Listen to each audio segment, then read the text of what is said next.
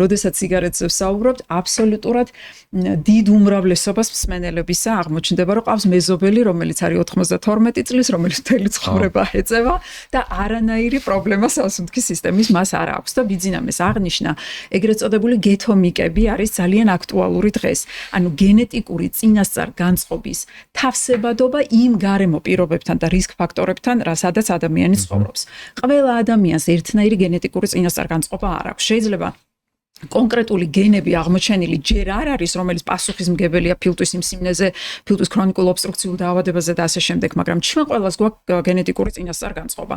ამას დამატებული რას ვეწევით, რამდენი ხანი ვეწევით, განაპირობებს ზუსტად იმ ერთიანობას, როდესაც შემდგომ კონკრეტული დაავადება ვითარდება. ამიტომ ვერ შევედრებით ბუნებრივი 92 წლის მეზობელს და ასევე უნდა აღინიშნოს, რომ 50 წლის წინ, როდესაც ის აქტიური მწვეველი იყო, გარემო პირობები და საკვები პროდუქტები აბსოლუტურად განსხვავებული იყო დღევანდელისგან.